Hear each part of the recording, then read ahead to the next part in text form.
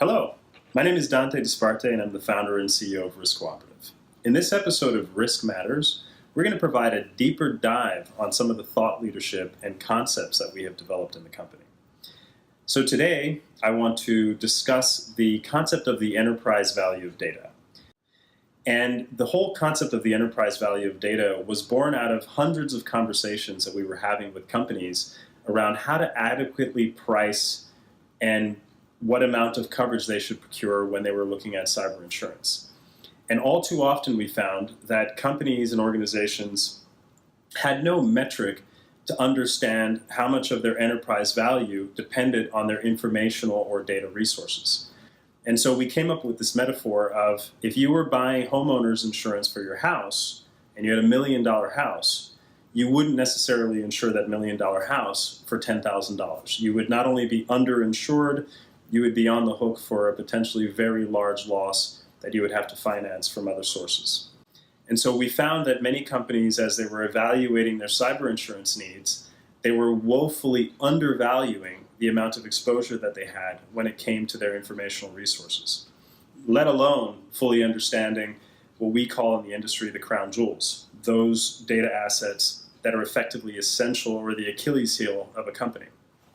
And so we introduced this concept of the enterprise value of data to begin to help normalize the understanding of how much information feeds into other assets where an organization will drive value.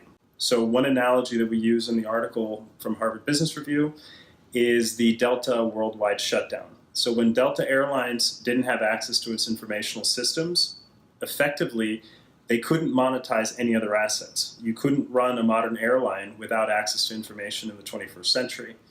By contrast, a train company like Norfolk Southern or CSX, in theory, could run their trains even if their data systems were offline for an extended period of time. So the enterprise value of data is almost a form of stress test to determine which assets couldn't be monetized in an organization if the systems were shut down over prolonged periods of time. Why we think this is important is because, number one, it helps establish a common framework for understanding and financially attributing value in an enterprise to information.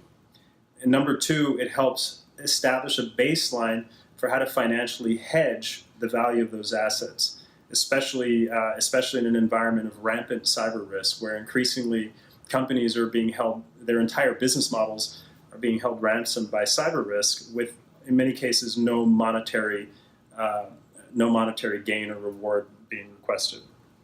So the enterprise value of data is still in its early days. There's only one other pioneer that we're aware of, which is Bill Schmarzo with Dell Information. Dell EMC is one of the other early contributors to this line of thought.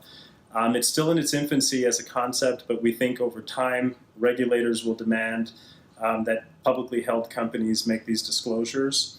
Investors will demand greater due diligence on this type of valuation in asset classes. And if, as Eric Schmidt from Alphabet suggests, the world might one day go to war over data, then we will eventually need a standard by which you could value informational assets and data as a common sort of GAAP-compliant model for pricing the world's most important asset today. So with this episode of Risk Matters, we want to give a slightly deeper dive on some of our thought leadership, and you would expect these episodes to come forward in time. Thanks for tuning in.